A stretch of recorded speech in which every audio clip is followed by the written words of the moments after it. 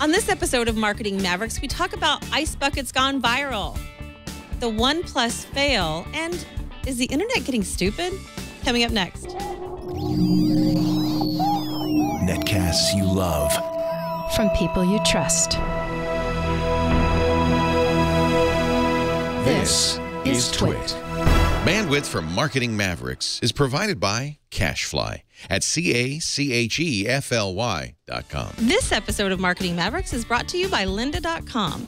Learn what you want, when you want, with access to over 2,700 high-quality online courses, all for one low monthly price. Try it for free for 7 days. Visit lynda.com/mm. That's LYNDA.com/mm. And by ZipRecruiter. ZipRecruiter makes hiring faster, easier, and cheaper. Post your job to 50-plus job boards with one click. Try ZipRecruiter with a free 4-day trial now at ZipRecruiter.com/mm. That's ZipRecruiter.com/mm.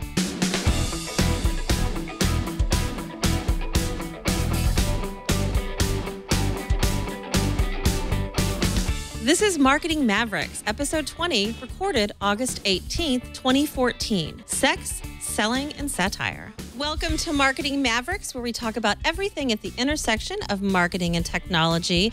And today we've got a great lineup, panelist of guests talking about multicultural marketing. We're going to talk about when it is a good idea to, or not a good idea, to use a tragedy for marketing. We're going to talk also about how basically this campaign of Ice Bucket Challenge has worked, and what does that really mean as marketers? Does this kind of thing work, or does it really just a big, ego boost? We're going to talk about all of that and more.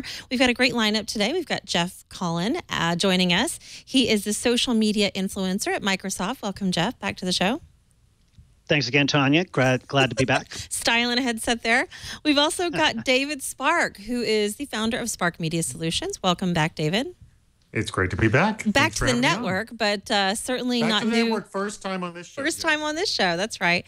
And Keith Kawamura, who is the Senior Director of Partner Strategy at Crunchyroll. Welcome, Keith. Thank you so much for having me on the show today. Absolutely. So super excited. Lots of stuff to talk about, considering it's a fairly slow news week. Let's get right into the nuts and bolts of one of the stories that I think, Keith, is right up your alley, and that is the OnePlus campaign. OnePlus is a phone, basically, that you can't just buy, you actually have to have an invitation. They've run a couple of controversial marketing campaigns, and this is a campaign that they pulled, actually, and it was a campaign where they asked women to participate by what we, I think, in the United States would call a degrading contest, and that is they wanted women to somehow either tattoo themselves or put somehow the OnePlus on themselves somewhere, and it got a lot of negative attention, and in fact, OnePlus actually pulled the campaign from their website. So is it a really bad idea to ask women, single women out, and ask them to do something like this? Is it degrading to women, or is this really a cultural issue? And is it just the United States where we find this an issue? Is it okay to do this in other countries? I mean, Keith, I'm going to let you go first on this one. So the company that Crunchyroll is as a whole, I mean, we represent a worldwide base, and I think that when you're trying to address a worldwide audience and trying to grow on a global scale, you cannot try and, whether it is satirical or kind of tongue-in-cheek, you cannot isolate out one demographic because, you think it would be a great marketing scheme. It's and especially the kind of the misogynist approach that they took on this was a little bit shocking, especially with someone that with a company that wants to grow as a this kind of global brand. What would you say? What if Microsoft did something like this, Jeff? I mean, would we be happy with it, or would we just say, that's Microsoft? Jeff, we're not saying that Microsoft beats his wife, but let's just say they do. Let's just say they do that. Just for argument's sake, go ahead. I mean, I think in the attention economy, and we've talked about this quite a bit. I mean, it's a way to grab attention, and that's the one area that most marketing has a tendency of going toward nowadays. We have less attention span, a lot more data, a lot more messaging, and companies, I think, will always continue to sort of push the edge. Even companies maybe who in the past didn't think that their marketing was going to be as edgy, I think are all sort of trying to figure out how do you gain more customer attention in this very attention deficit marketplace now. Well, we're definitely talking about it. In fact, everyone's been talking about it. So is it mission accomplished? I mean, I don't know. I mean, women, I think their goal, from what I understood, was to actually target women and get more women interested in their product. But certainly here in the United States, it had a very negative effect. And I don't know that women are rushing out to buy or to get their invitation for one of these phones. What do you think about that, Keith? I mean, you talked about a global approach. How do you guys target that at your organization? I mean, how do you look at, okay, we have this great product, but we need to roll it out in multiple countries? I mean, do you have people assigned to do that? Or is it just one person basically laying out the messaging for everyone? What we can do is reach into our global branches, whether it is in Southeast Asia, it is in Latin America, or it's within exactly how to write and create our branding that is best for that culture. Because I mean, not all cultures are the same, but there is a kind of a universality between each of the cultures right across the board, and we try to stay inclusive rather than exclusive.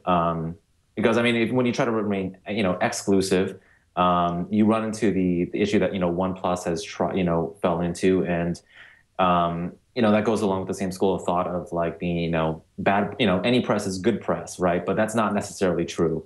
And that sort of isolationist type of thinking is, can get you into a lot of trouble, especially these days. So, David, I mean, you work in the gaming circles a lot, and you talk to a lot of people, and of course, there's Xbox with Microsoft. I mean, I would say that when women are singled out, certainly here in the United States, I think that it tends to have a very negative effect, and I don't think women want to be singled out. I think again, it's a cultural thing, but what would happen if I mean, is it going to be a problem for them, or like I said, are we just talking about something that's actually going to be a non-issue? Is it just getting them more PR, like he said? Prior to this, I never heard of OnePlus, and now I have. So, I mean, one mission has been accomplished there.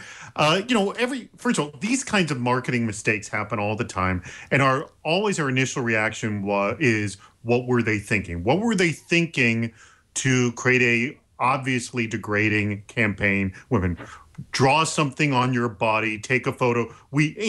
Even the request to not include nudity says, hey, this may become an issue. This may become a problem. And also the fact that they think they're being chivalrous, which is kind of the antithesis of what this campaign is, and ironic, yes. So, I mean, some brands can withstand this kind of negative advertising. And so, like, when you mentioned to Jeff, what if this happened to Microsoft? Well, that's not appropriate for Microsoft, but this kind of upstart company can kind of withstand this negative press to just kind of put them in the spotlight. And yes, maybe this was the plan all along. Let's create something outlandish that we ultimately have to pull just so everyone starts talking about us. And then, a few months down the line, they'll completely forget about this, and then we'll relaunch with some other product, and we won't be a completely unheard of name. Okay. I don't know if that's necessarily true. I'm going to just jump in here. I'm making a theory up here. Yeah. But it's potential. Some people mastermind things like this, and we should all be impressed by it at some level.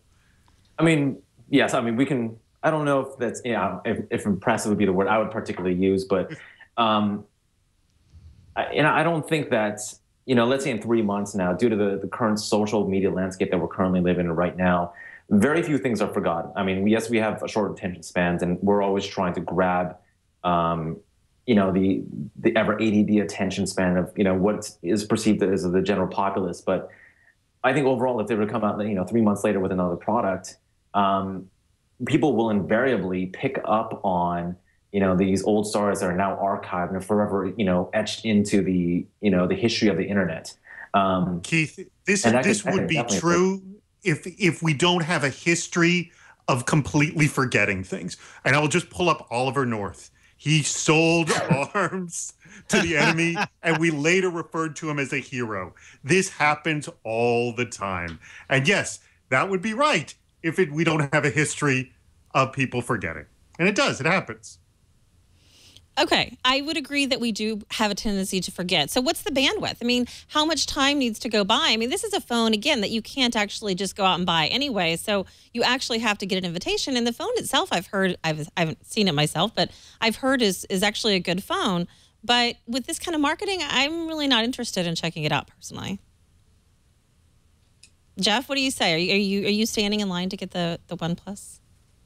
No, I'm not. I mean, I think the idea of, again, I mean, it's used by so many companies to grow at a rapid rate.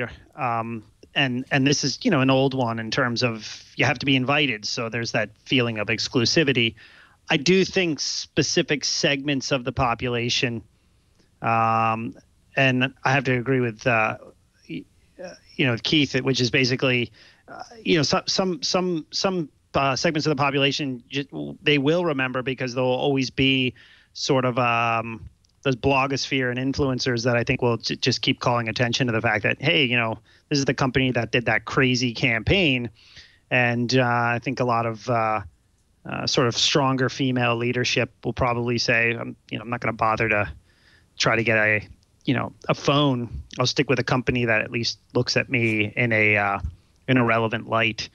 So yeah, we have a tendency of forgetting a lot of things in our culture, but there are archives everywhere, and there are a lot of curators out there that like to call that attention. I mean, we see it constantly. I think in terms of a variety of different companies that will do something in the marketing sphere, and someone will say, "Hey, do you remember when this person said this or when this company did this?" And it's always a way to draw that back to the front of the conversation. So that's just how the web works now and how communications work. And I think a lot of people like to draw the point of what's happened in the past and with some companies just to sort of hold that over them. Yeah, that's right. And then on top of that, you look at stuff like The Daily Show and John Oliver's show, The Colbert Report. They really dig deep into the archives, and they really like to pull these things back up, especially when a company becomes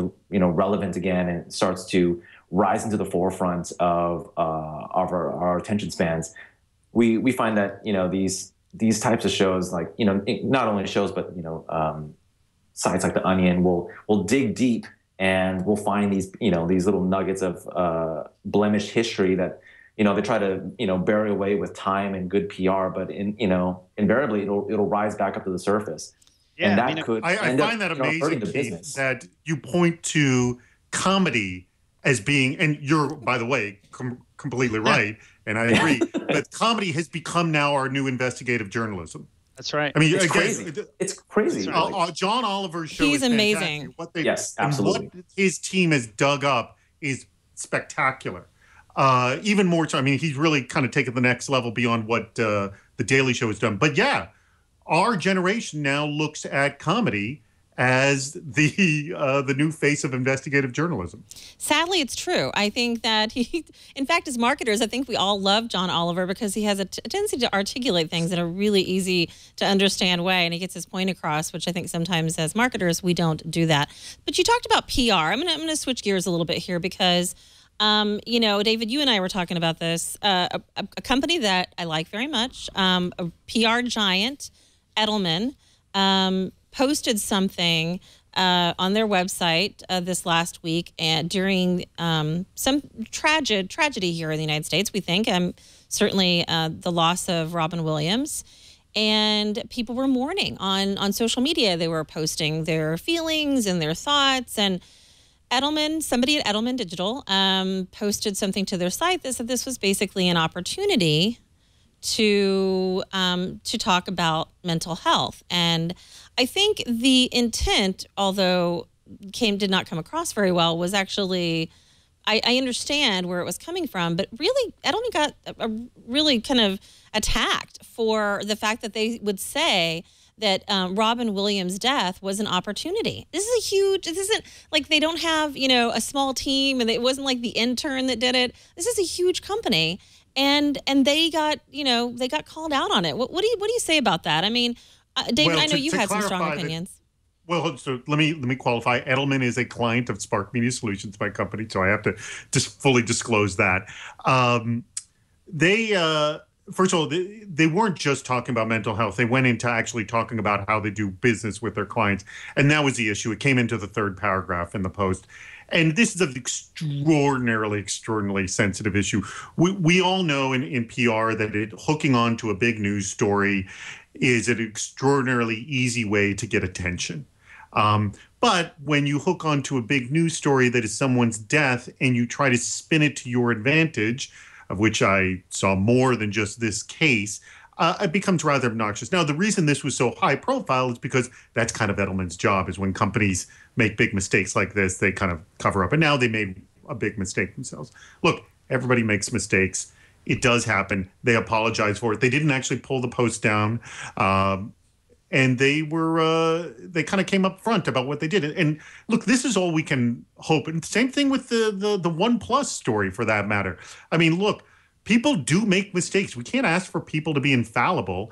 And we just ask that when they do make the mistake, and when people point it out, that they own up to it. And if they don't think they made a mistake, then say, hey, you know what? I don't think we made a mistake. We still stand behind, whatever. But in, the OnePlus and the Edelman, they fessed up. I think you have to be really careful, especially when it's death is involved, or it's around some really horrific crisis where people are mourning, whether it's war or whatever. And we see this happening time and time again, where sadly, and I have to put myself in a category of people that would actually do this, but marketers tend to sometimes do things that just socially are not acceptable, and they tend to think that it's an opportunity to market a business. But we see it time and time again. There were other things by much smaller companies and individuals who were saying, well, here's a marketing, here are things we can learn in marketing from Robin Williams. I mean, it was just really bad timing. I mean, why is it that we keep seeing things like this when it's clearly distasteful? What do you think? Well, we live in I think this is sort of the real-time marketing trend is going to come back to bite a lot of companies in the rear, so to speak.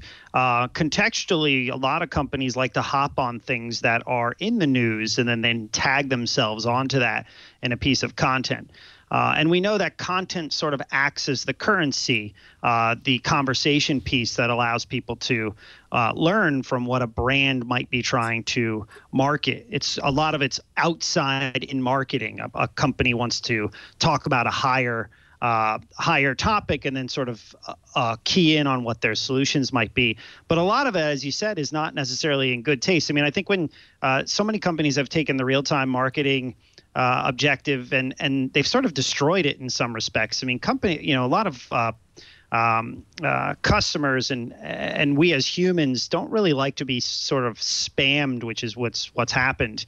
And I think this was a case of a company trying to do maybe the right thing, and the execution really came across poorly. I mean, it's one thing to and we know this as an example, tweet about a cookie during the blackout of the Super Bowl. People can laugh at that. It's another thing to talk about mental health, which is a very deeper issue that we have to have a larger sort of public discourse around. Yeah, I think we get caught up too. I mean, that's a great point. And then to both of your points as well, I think we've become so caught up in the 24-hour news cycle and the need to keep generating content. Because as Jeff said, content is currency pretty much.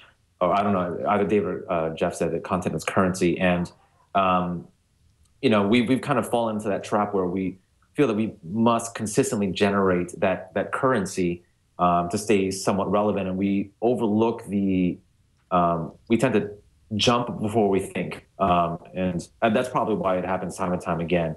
not because we don't learn from these mistakes. It's just because we're just too caught up in this, I guess, in this machine.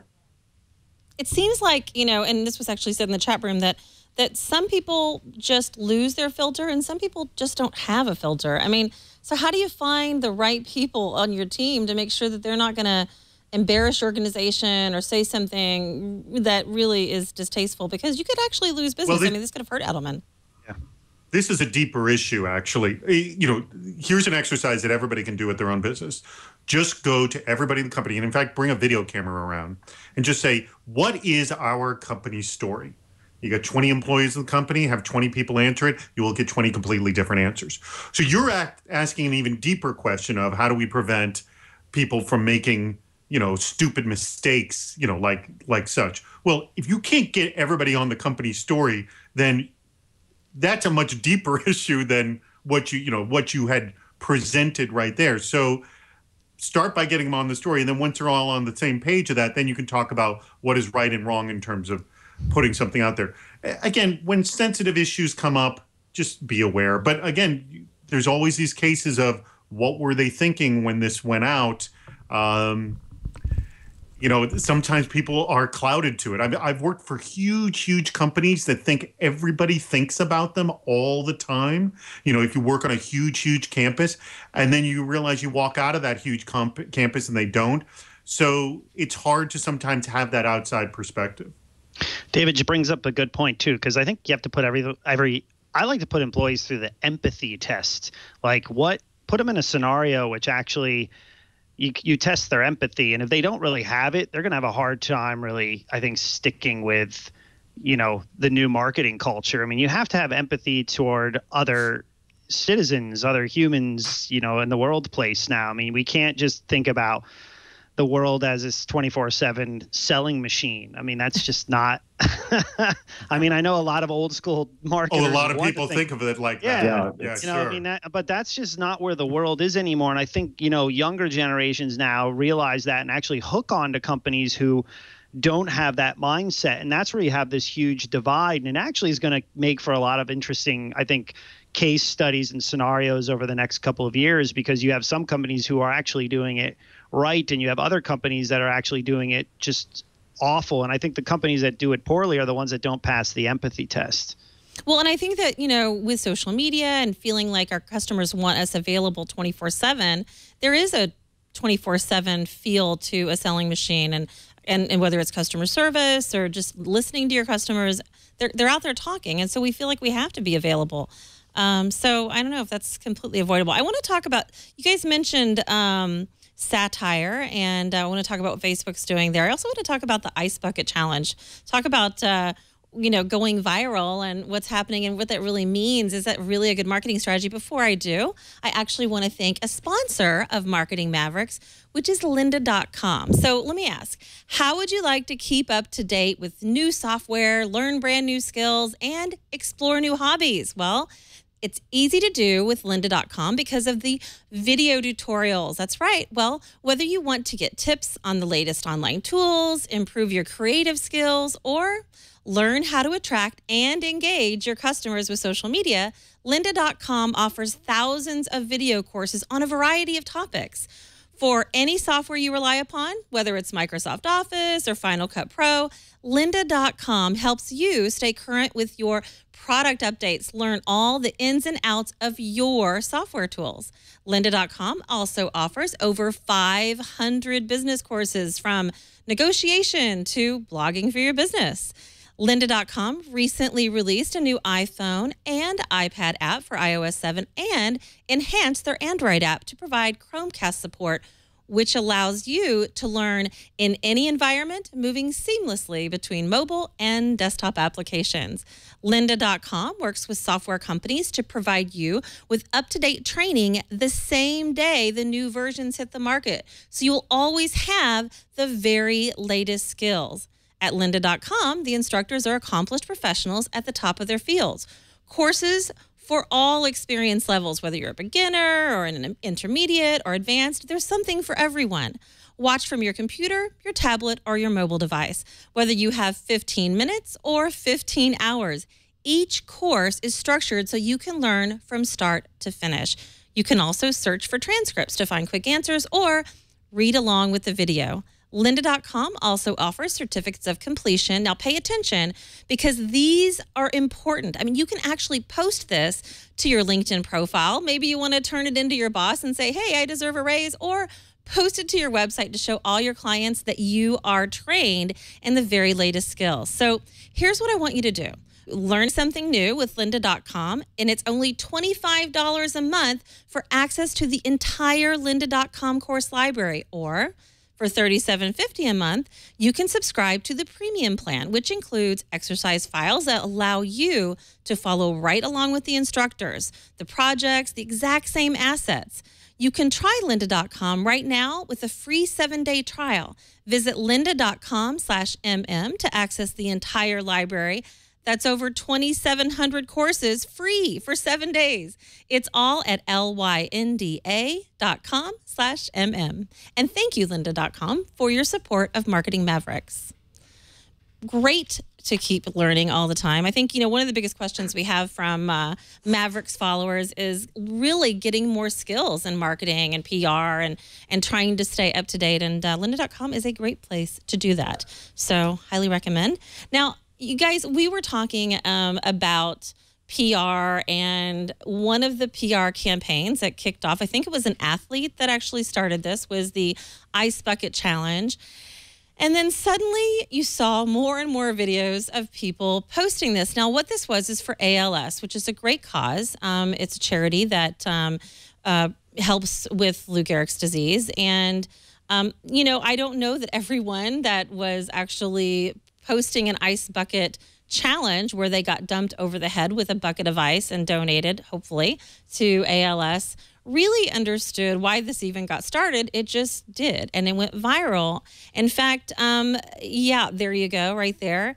And even our own Jason Howell and Leo Laporte yesterday on Twit met their own challenges. So I want to talk about why this went viral, and is this a really good PR campaign, or is it just a gimmick? I mean, will people really start paying more attention? I know that the ALS organization actually raised a whole lot of money.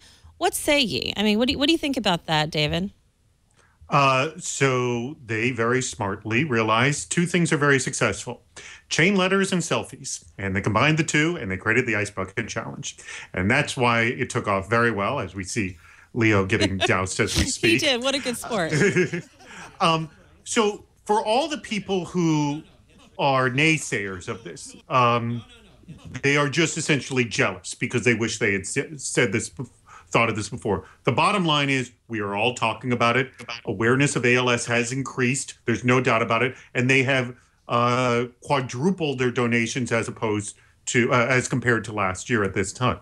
So that is unequivocal. But what people are, needling about is that, they don't really understand ALS, and they're just doing this to make videos of themselves, and they don't really care, and some aren't donating. Well, yes, all of that may be true. What is not, what is unquestionable, though, is our awareness of this has increased solely because of this beam that is taken off. Okay, well, my first thought was when I first saw the videos, it was really early, and I didn't realize this was going to go. In fact, Jeff, you and I were talking about this. I had no idea this was going to go so viral. But my first thought was, it was like, hey, I'm going to challenge my friends. And it was almost like the cool kids in school were, there's Jason, challenging people that they liked and that they knew. And I don't know, it just seemed very narcissistic in a way, but it, like you said, David, it actually has generated a lot of attention and a lot of money for ALS. What do you think, Jeff? I mean, you were challenged, I think, but you didn't actually dump the ice. Yeah, I mean, I was challenged like a week ago, 10 days ago, because a friend in Massachusetts challenged me. I think that's where it originated. I think that's where ALS research actually takes place. So it sort of spread from there. If you look on a map, people were challenging people from other parts of the country and other parts of the world to help it spread. And obviously with super platforms like Facebook and Twitter, things spread at a much more rapid rate. I mean, one of the things that they also did that was interesting, and you said it best, Tonya, is yes, there's a narcissistic play. but they also evolved with where behavior is going. We know now that things in terms of how trends move in social media are much faster. So the selfie is almost bypassed now by the video selfie. That's really the popular thing to do now. And we know that that's popular because of a lot of different sort of messaging applications where you can video P2P with other people, record small video. Snapchat's a great example of that. And that fits with where behavior is right now, especially sort of on the younger consumer side. So where a company goes next in utilizing it will be interesting. But the other reason I liked this, and I agree with David here, I think a lot of people who are saying, this is ridiculous, you can't be a philanthropist for dumping water on your head, is these organizations do not have marketing dollars. So they have to use creativity in the best way possible. And I think they're using media as the new creative, which is a wonderful thing to do to spread their cause. And also, medical research is very, very expensive. Not many people realize that most of the money that they've actually raised, and I think it's 1,000% more this year than last year, most of that will go toward research that really does not find many more ways to solve ALS. Because it's so expensive, you really do need a lot of money with medical research. So I think that's another reason why people got involved in it. If this was a, brand selling soda pop or popcorn or soap, no one would be involved in it. I mean, people just don't want to talk for brands in that respect. This is a good cause. I think it was smart. I think it was creative. I think do I think it's original? No. But I don't think any ideas are necessarily original. I always go with the old quote, great artists steal. And I think this is a good example of, if you think about it, Harlem Shake was really popular. That was a good meme. Yeah. This is sort of similar in some respects. People want to participate in experiences now on social. And that's something that, I think a lot of people will try to copy.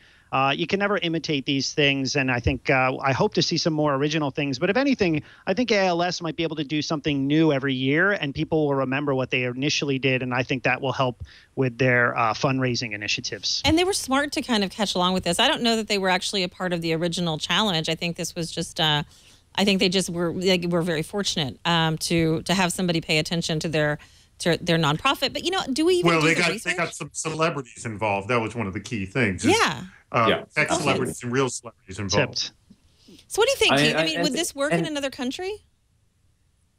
Because of the prevalence of Facebook and social media today, yes, it would absolutely work in another country. We've seen a lot of things develop from other countries, like Flappy Bird take off, and it became a viral hit as well. And that, emerged right out of Vietnam. So there's, without a doubt, it can start in a different country and it can explode out and go global as it has right now.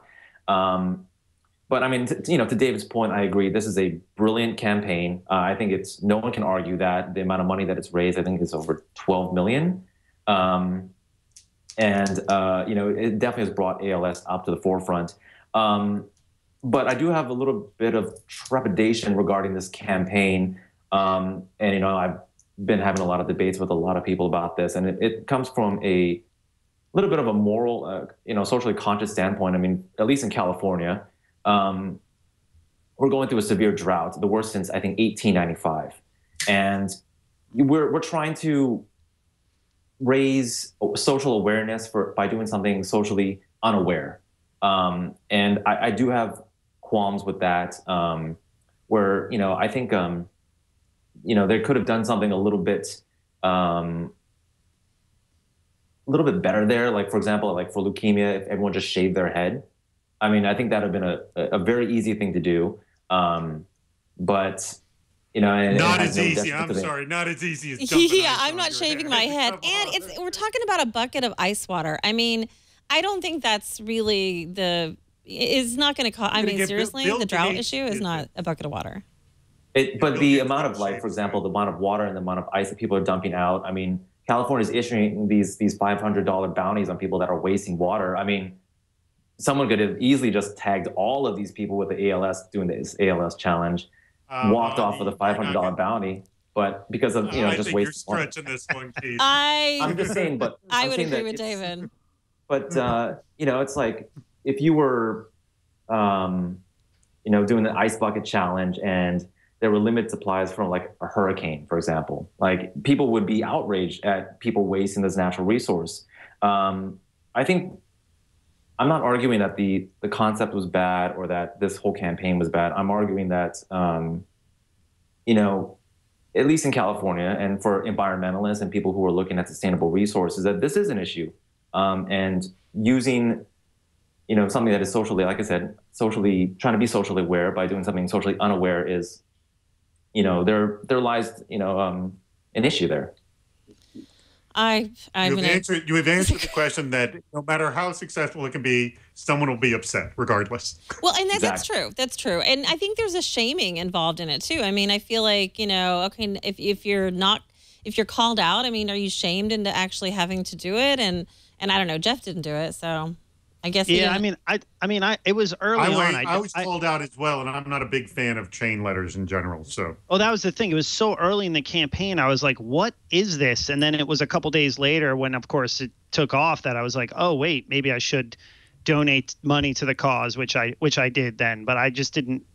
I didn't make a video, and now it's at the point where I feel like if I did make a video, a lot of people would just say, "Hey, wait a minute, you're supposed to be sort of on the trends here, you seem to be late to the game." The theory is that you donate money and you make a video. And sometimes one person does one thing and they don't do the other. And, right. Again, not everybody's happy with this, but what is unequivocal is that they made a lot of money and it's got a lot of publicity. Yeah. So, and we're talking about it for God knows how many minutes right now. I'm agreeing. We're not arguing the fact that it's, a success. That is, by all stretch, all arguments, a universal truth at this point for the amount of money that they raised in such a short period of time. But again, it's just, no matter what you do, you're not going to make everyone happy. And I think that perhaps the more socially responsible thing would have just been to donate $100. But like we touched on at the very beginning, perhaps this is a narcissistic. It would not have happened that way. This is but because people are narcissistic now, and people need to have that approval from the masses on Facebook and masses on Twitter, that they'll just do it to get those likes. And, but imagine if everyone just donated $100 right out the gate, that would have been 10x the amount of money that ALS raised. First of all, hold on, Keith, but how do you tell everybody to donate $100 right now? I mean, how do you do that? You don't have the marketing budget, as Jeff has pointed out. You come up with a great creative idea, which they did. And what do you know? They made a lot of money. And that's true. I'm not going to argue that. Are you going to shave your head? You get a nice little, beautiful, thick head of hair there, Keith. I mean, would you actually shave your head if you were being shamed into some sort of charity? I mean, I feel bad when I don't, when I'm at the grocery store and I'm asked to donate every time I check out. It's like, And this is how they make money. It's an effective way to donate money, or to get people to donate money is through guilt, and also guilt that your friend has donated money. I mean, people don't like to admit to any of this, but this is how it actually operates. Anyone in a nonprofit will tell you, they're not happy about it, but this is one very effective way of getting people to donate money. Do you guys donate every time you go to the grocery store? I kind of get annoyed that I'm being asked when I go. I mean, because when I sit down and want to donate to a charity, it's something I really believe in, or I've researched, or I'm passionate about. I don't want to just, donate when I don't really understand. And I would say most people that donate probably really don't even know where their dollar is going to. I mean, why is it so successful? What do you think, Jeff? I mean, I think part of it's the visual element. I mean, I think a lot of people found some of the videos to be funny, which is another way. I mean, I think we're learning a lot in terms of how things also spread. I mean, we see a lot of causes that, they have very depressing messages, but, it's also the truth. I mean, when you're dealing with war and famine and poverty in particular parts of the world, or human rights issues, I mean, you can't really make that a humorous topic. I mean, you have to sort of go where it is, and sort of state your case. I think here they left it to the devices of each person who was involved. So some of the videos were sort of humorous, and I think that passed it along quite well. But I mean, in terms of nonprofits and most non-government organizations, I mean, you can always ask for a transcript of where their operating budget goes. They're usually required by the IRS to provide that. I know that most people won't ask, but you can always get those things on file just in case people are wondering where this money is going to be used by the organization. But I think they did state that most of it's going to be used on the research side of their nonprofit. Well, that is actually good. And okay, so I'm going to change the topic again because you guys brought up John Oliver and this idea of satire and the Onion and how Facebook's actually going to have to let us know when something is satire now because people sadly can't seem to tell the difference. But before we talk about that, because that is I see right there, I can tell you it's going to be an interesting conversation. But I want to thank another sponsor of Marketing Mavericks, and that is ZipRecruiter, which we really appreciate. So here's the question. Are you hiring? Do you know where to post your job to find the best candidates? Well, posting your job in just one place isn't enough to find quality candidates. If you want to find the perfect hire, you need to post your job on all the top job board sites. That's right. And now you can. With ZipRecruiter.com, you post your job to 50 plus job sites, including Craigslist, LinkedIn, Twitter, all with one single click. Super easy. Find candidates in any city or industry nationwide. Just post once and watch those qualified candidates roll into the ZipRecruiter's easy-to-use interface. No juggling emails or calls to your office. Quickly screen candidates, rate them, and hire the right person fast. That's right, the right person, which is what we all want. So here's what you can do. Find out today why ZipRecruiter has been used by over 200,000 businesses. Right now, our listeners can try ZipRecruiter for free for a 4-day trial. Go to ZipRecruiter.com/MM. That's ZipRecruiter.com/MM. And we thank ZipRecruiter for their support of Marketing Mavericks. Make it so easy on yourself. I remember when hiring was really hard, and now it can be done really easy. And in fact, it's a distraction for a lot of people when they're trying to hire because you have to do your regular job. So make it easy on yourself. Don't make it hard. Go to ZipRecruiter. Right? I'm not going to argue. Makes me want to hire somebody right now. See how easy it is. Okay.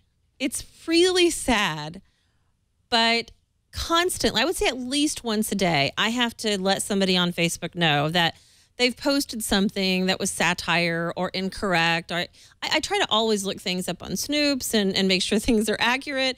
But and we know the Onion is satire, but there's some other sites that are satire. I think that people don't realize. And Facebook now feels like they actually have to tell us when something is satire because everybody's creating content. And it's not to tell us, Tonya. It's to tell only the morons. No one else. Which none we of were those all people listen to this intelligent enough show. to figure this out. Nobody It's designed does for the that. morons. What is happening to society that we have to actually do that? Is it that we're overwhelmed with content? I mean, now with as marketers, we're creating content, and how do you differentiate, especially when it's a fine line between real? I think that's where I think it becomes questionable when you take something that could be true and you twist that a little bit, right? I mean, is that the problem? Well, let me first state something. I don't think this is new. I remember back in 1991 when I was on, chat boards on the web. Yes, I was online in 1991. I'm showing my age when I was in college. I wasn't going to say anything.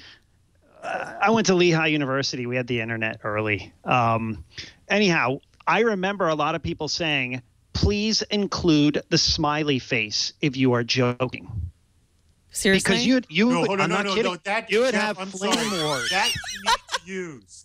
Here, I'm going to tell you why. Because sarcasm does not come through textual content at all. Not in emails, not in IM. That is a completely different story. I'm going to completely debunk this theory because this sarcasm does not come through. Now, that's the difference is the Onion is a 100%, except for the AV Club section, which is something different. But it's almost all the content is satire. Not everything that comes out of your mouth or my mouth or anybody's mouth is 100% satire.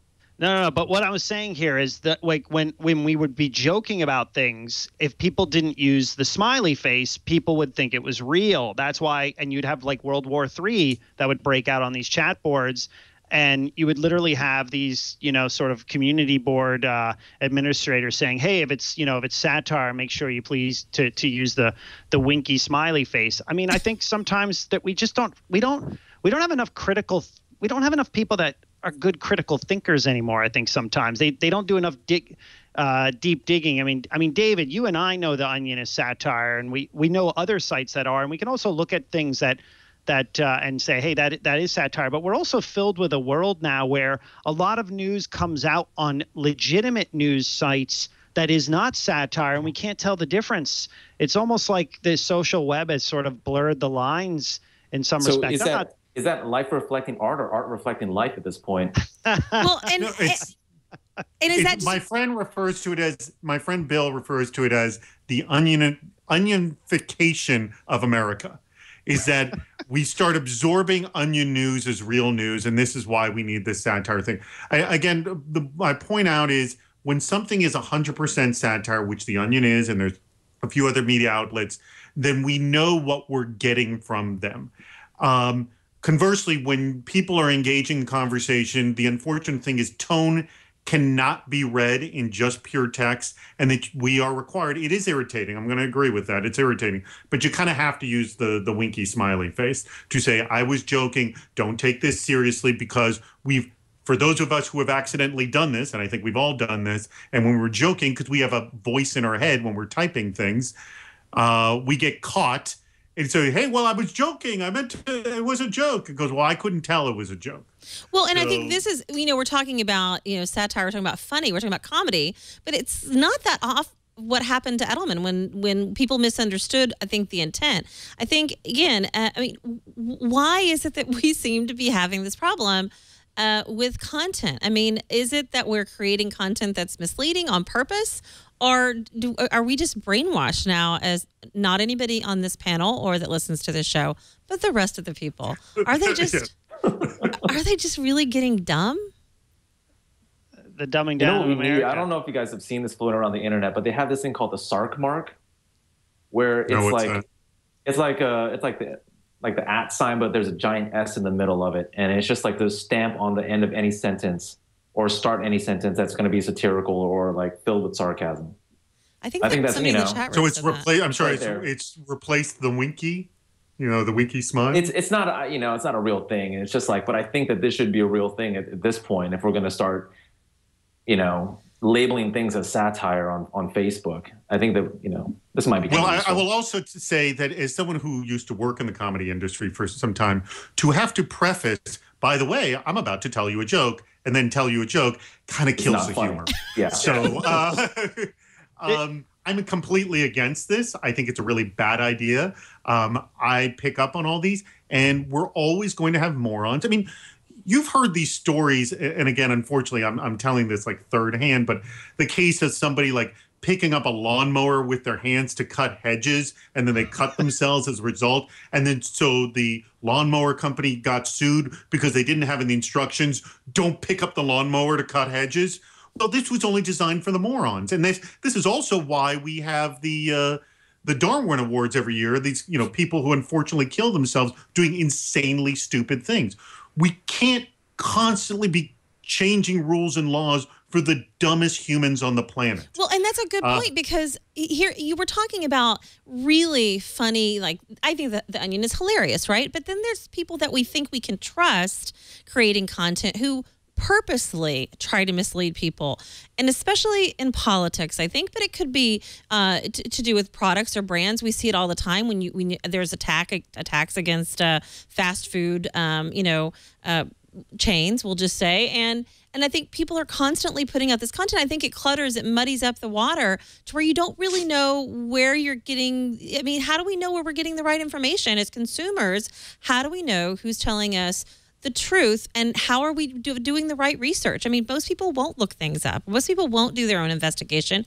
They're just going to look at something on Facebook and think it's real, and that's going to affect either somebody's business or somebody's not going to get elected. because people are putting out bad content. So should we be monitoring hoaxing it? us. I mean, there's hoaxes. I mean, you remember there was this, we had a string of like 3 or 4 hoaxes. I can't remember the guy's name, but who did the thing on the airline where he was having the nasty conversation with the woman via napkins, and he was tweeting the whole thing out, but it was a complete 100% hoax. And there were a whole series of hoaxes come out. And the thing is, if you craft the story well enough, if you make it look believable, if you make the elements that come from it look real enough, people buy into the story, and people want a good story. Now, the answer to your question, Tonya, no, most of us don't behave like journalists and check the facts. It just doesn't happen. But luckily, there are a few people that do that. And for those of us who do get caught up in these hoax traps, there are those people who will say, hey, just let you know, this is probably not real because of A, B, C, and D, as we looked at it. So it only really takes one person to reveal it. It doesn't require all of us to reveal it. As marketers, go ahead, Jeff. No, I was going to say earlier this year I blogged about this, and Tonya, I think you maybe even shared it. You know, I talked about it. I said it's information jamming. I mean, a lot of people now take the techniques of what, and David brought up a really good point. Some of the best hoax artists are culture jammers and use that to market now. I mean, we've seen tons of these examples where we don't know what's real and what's not real, and that leaves us thinking, what happened in front of us? I mean, we all remember, what was it again? Was it dumb Starbucks or the fake Starbucks store that was in LA, where a lot of people were trying to figure out, what is this? And we found out later it was a hoax for a Comedy Central TV show.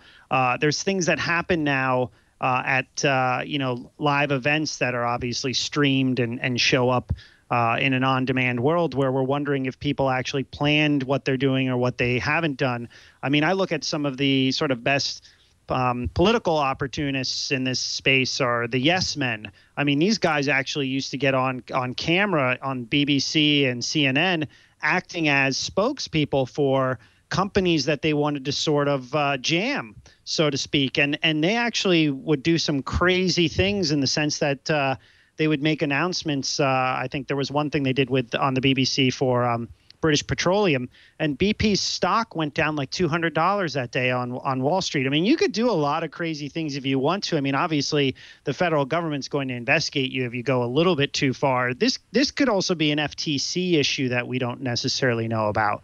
Facebook might be doing this because they're getting pressure from consumer advocate groups because of the fact that, and it's unfortunate that they need to have that manual for the lawnmower for the percentage of people who just don't know any better.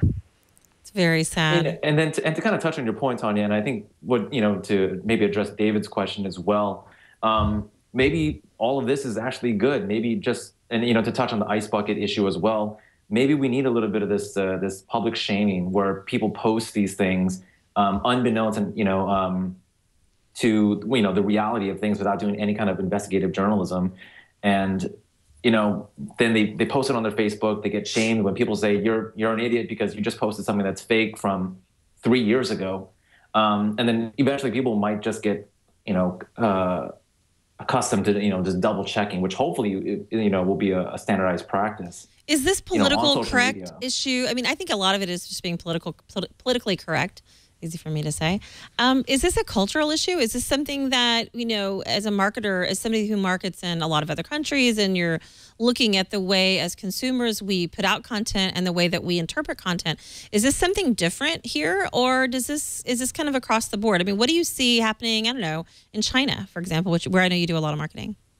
Yeah. So where, by the way, Keith, isn't that where some of the problems were? Is that it wasn't actually U.S. based publications reprinting, but China and some other publications across the world that were reprinting The Onion as real news. The domestic issue is an issue upon itself, but I think on the international scale, sarcasm does not translate over well across a variety of different countries because it exists in a different form. Like all comedy, no comedy is synonymous right across the board. And so, when we first brought this up, this is the first thing I thought about how sometimes when we message these languages because it's funny to us, it's not necessarily funny that's, especially let's say in Japan where we do most of our business, China and Korea, because that type of comedy just really doesn't exist. It's mostly kind of the old vaudeville shticks, a lot of the contextual comedies, but not based on a kind of satirical play. So I mean, the cross-cultural differences make it really difficult, and that's probably why we're having a lot of these issues. And who decides who gets shamed? I mean, who gets to be the one to make the decision that somebody should be shamed? Do I get to do it? I mean, seriously. I mean, I'll take the job. Is there money in it? Is there money in it? I would love to do that. I mean, seriously, how much fun would that be to just shame other people? I'm the official guy. I mean, that's what people on talk radio do. They just critique other people, and anyone who's got a podcast gets to do that. But if someone's willing to pay me, I'm happy to shame them. A ZipRecruiter would screen you right out. Maybe you can make something on lynda.com about how to shame people. I know. There you go. Great idea. I will just say one thing that I've always been impressed by. As much as we're irritated by these hoaxes, and we're not specifically talking about The Onion, but about the hoaxes because we've touched ground with that. Just look at how they craft the stories. Good marketers should look at hoaxes about how well they craft the stories, about how they bring sort of like real media elements, like taking a photograph of a handwritten napkin or something like that. All these different kind of elements help build a really, really good fake story if you want to. And so there's a benefit in learning what hoaxes do in terms of crafting a story. But, as marketers, we would be called out on that. We would be, we have to be very careful about what we say about a product or our services. I mean, we have to be really, really careful because we can get in trouble, right? But anybody can create content, as we see. And so somebody else can slam your business or say something that's, whether they call it satire or not, and it can actually be really damaging, especially in politics, right? We see it happening all the time. It doesn't have to be true. And they could call it satire, which it isn't usually, right? Jeff, what do you say about that? Yeah, I mean, I think there's, you're just. I think the web's just changed everything, and I mean, there's really no going back on it. I mean, we live in a more immersive communication world now as a result of it. I mean, stories aren't necessarily linear. I agree with David. I mean, like the way that people craft some of these stories when they are hoaxes, they make for really good sort of multimedia. Journeys in some respects. So I think there's a lot. I think you're just going to see more marketers borrow from that because it does work. And I think ultimately, you may see some more companies actually just publishing their own news in the respect of things that fall within their industry, because we've always really relied on third-party organizations to publish information on our behalf. And I think now that we live sort of in this world where we're all capable of producing and distributing media, we're moving more into that sort of do-it-yourself, society.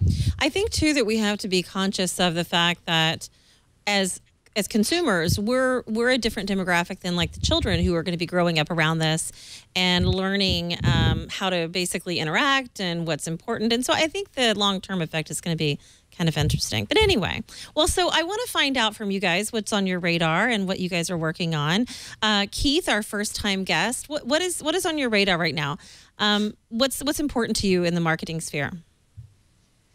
For us, it's really expanding out to the global market. And I think one of the things that's really on our radar, and I think we touched on today, is how do we message to these international markets where we won't offend and we will gain more acceptance than kind of this exclusion of the audience that we want to kind of garner there.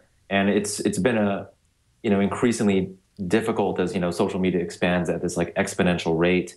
But for us, that's kind of our direction. And if somebody wants to follow you, what's the best way they can do that? Ideally, if people just checked out, hopped on Twitter, go to @Crunchyroll. That's probably the best place to follow all the things going on with Crunchyroll.com. That's a great name for a business, Crunchyroll. And how about I've ordered the Crunchyroll. I'm hungry. And how about you, Jeff? If what's on your radar right now?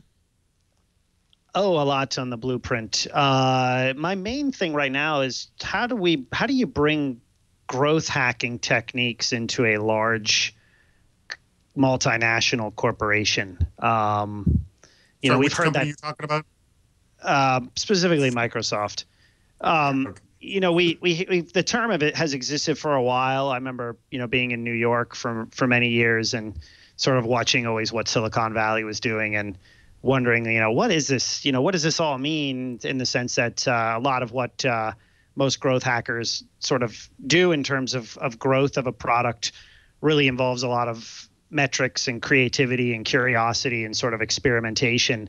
And how do you infiltrate that into an organization that maybe in the past has sort of gone with the traditional route of, hey, we make a product and then we have marketers who market that, rather than, hey, we have marketers who actually can work with the engineering teams in terms of building marketing into the product. So it's that's a big area, I think, for the company now in terms of as tries to sort of pivot into a new era under new leadership.